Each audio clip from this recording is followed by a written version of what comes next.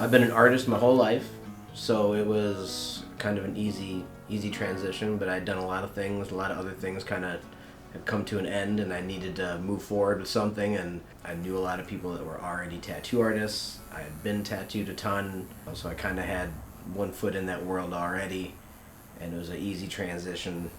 Being an artist just kind of happened pretty naturally, so the inspiration was just I needed to work, and it was a cool thing to do, and then I got to be an artist still. I played music. I was a graffiti artist. I drew and mostly like pencil drawings like when I was younger, but that transitioned into graffiti art, and then around the same time I was also playing guitar. All of those things, art has always just been kind of part of my life, so definitely practiced a lot of different things. I've been tattooing for about 12 years, but before that I think it was around 14-month apprenticeship that I apprenticed under Ryan Pauloff, who mentored me, taught me how to tattoo. So 14-month apprenticeship, then started tattooing professionally. Never out of my house or anything like that. Always at a shop though. I think it's an integral part of becoming a tattoo artist. It's having a mentor that can really do the troubleshooting for you. I mean, obviously you're going to have to do some of that on your own, but when your canvas is a live person, it's good to weed out some of those problems that you can avoid figuring out on your own. So I think it's very important to do it that way. And then I think in the sense of tradition of tattooing, and to keep that sense of tradition, it's also very important, because tattooing is a very it has a rich history, and to keep some of those things that are important to tattooing a part of it is also important, especially this day and age when everybody wants to be a tattoo artist and you can buy tattoo equipment on Amazon. I think that's, it's a good route to go. We kind of got put under pressure to come up with a name because we had to put it on a lease. So funny story about that is we had a couple names picked out, and out of again last minute having to find the name, and we presented it to the landlord, who was a 70-some-year-old woman, and let her pick, and she picked Brass Monkey. Brass Monkey, that funky monkey. Goals for the business, just growing. We have a really solid clientele. We have very, very loyal customers. As far as business goes, that kind of stuff, just maintaining our integrity and doing well. But again, with the art side of it, just more big projects, fun projects, cool stuff, skulls, roses, just cool things I like to tattoo. Subject matter is kind of all over the place with just what I think is cool is mixed with the customer. A lot of it's compromise between me and the customer, so what we both think is cool, and definitely bigger projects I love doing and love seeing them come together over time. Building the reputation for the company and myself kind of goes hand in hand. Having a good reputation on your own, being at any company, helps the reputation of the company. So when we opened Brass Monkey, we had a lot of support, and we had a lot of people who had our backs, and it was because we did good work and treated customers well. So started out with pretty good reputation and just kind of built on that, and that kind of furthered along the company's reputation as well as just being a solid tattoo shop. Lots of people travel here to get tattooed. Lots of people from Michigan. Obviously, we're a border town, so we get a lot of the towns from Michigan that come down. That's an easy one. But I do have customers that travel from Canada. Definitely people from out of state, people that have moved away, that wait till they come back to visit to get tattooed specifically by me, which is an honor. It's pretty amazing that people think that highly of my art, and that they would only trust me to tattoo them. But definitely very, very cool that people do that. I've been to the town that my grandfather's from in Mexico, and I think just being close to my culture and knowing where we come from and that kind of stuff just kind of builds on that being an important part of my life, which in turn seeps over into my artwork. I think if anything, that played a strong role into having support from a Hispanic community, people that I'm related to and people that I'm friends with that are also and not even just Mexican, just Latino community in general. I think if anything, it's helped. I think it's helped tremendously. Having a Mexican background affects it for sure. There's a big Chicano style that's I've always embraced and think is cool. Just growing up thinking it's cool. So a lot of that artwork that comes from that culture has always been a big influence on me. Doing lettering and black and gray work and that kind of stuff has always been a huge influence for sure. And yeah, I guess style-wise, it just kind of naturally seeps in with serape, you know what I mean, and that kind of stuff with some of the stuff hanging up in my room. But yeah, absolutely.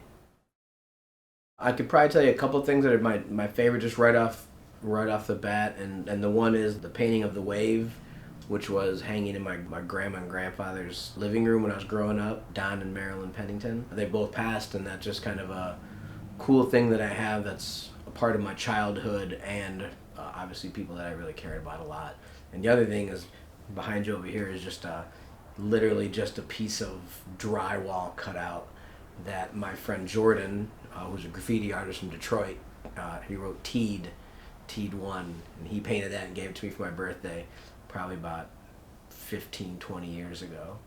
But he's also since passed, and so stuff like that just means a lot, and he was a big part of my art life as well, being a graffiti writer and feeding off each other's skills. So this is just the stuff that I think is cool. So if you were to have a room at your house and you could fill it with just stuff you think is cool and no one could stop you from hanging it up, that would be my room. This is my booth. This is just any little to big thing that I think would look good or fit in here, I bring it and I put it in here. Most of the artists that actually inspire me are my friends. I actually have a guy here working for us now, Sailor Woody, who did my first tattoo when I was 18 and has become a good friend of mine and has done a lot of my work and tattoos differently than me, but is definitely an inspiration. Other graffiti writers have been influences on me. My good friend Heist that passed away, an amazing influence on me as an artist. I think my friends in the tattoo community, my friends in the graffiti community are all my biggest influences.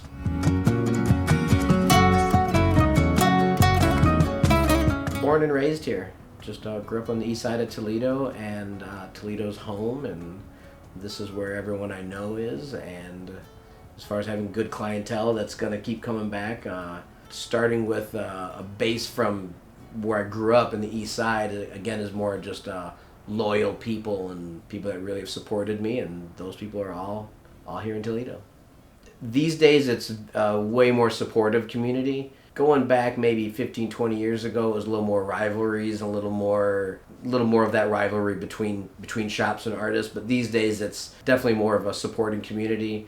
There may be some rivalry somewhere, but I don't have any of those. A lot of business we wouldn't normally get because growing up on the east side, we get that clientele. I get a lot of those people that I grew up with and that come to me pretty much wherever I am. So I feel like it expands on what the possibilities of other customers are being over here. And I'm not sure what it'd be like anywhere else. I think if we were somewhere else, we might not get as many of these outskirt towns and Adrian, Michigan and Blissfield, Michigan. I think, you know what I mean? Maybe we wouldn't get them as much, but it's the only place we've ever really been, so I guess I don't know. I think growing up in East Toledo shapes you as a person, which inadvertently makes you who you are in every aspect. East Toledo's a rough place to grow up sometimes, but I feel like the most important part about being an East Sider is that there's a lot of people, and the camaraderie and the loyalty of those people kind of makes you a strong person. And I feel like it gives you some adversity being a poor side of town, and it gives you the opportunity to be a pretty solid, strong person that can handle a lot of things.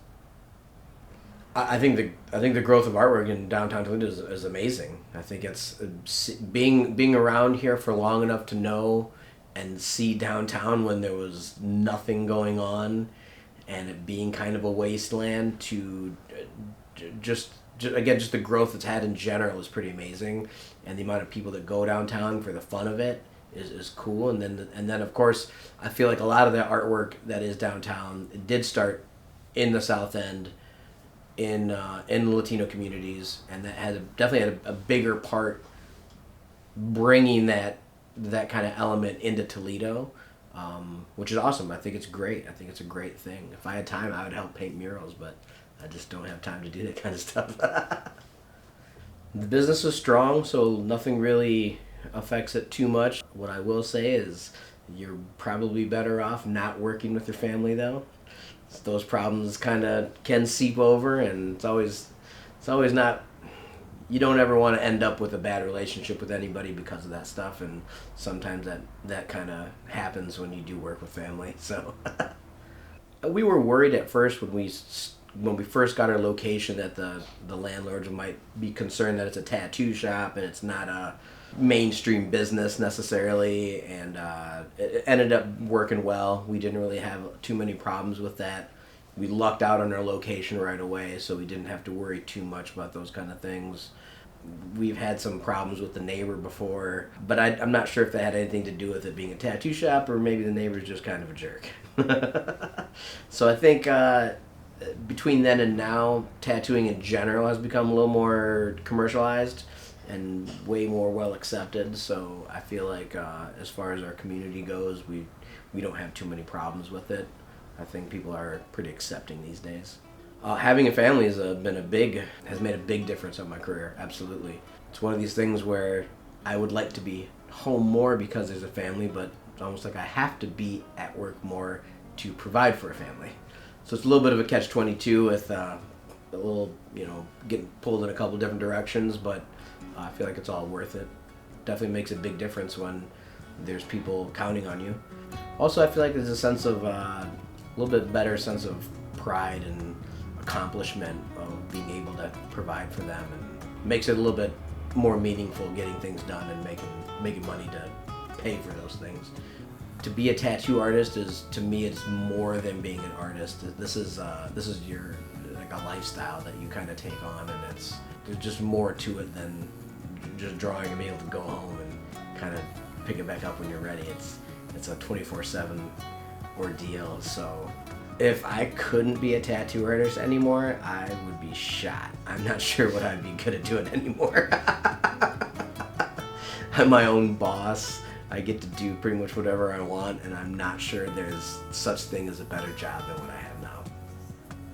I'm 46 years old, and my back hurts when I'm done tattooing sometimes, and my hands hurt, but outside of that, I'm pretty happy where I am in life and where I am as an artist, and I feel like everything that's happened to me up until this point has made me who I am, so kind of hard to say I wanted things different, I guess, because maybe the outcome would be different. Maybe I wouldn't be here. Maybe I wouldn't be as good of an artist as I am. So I'd like to say I'm pretty happy the way things worked out.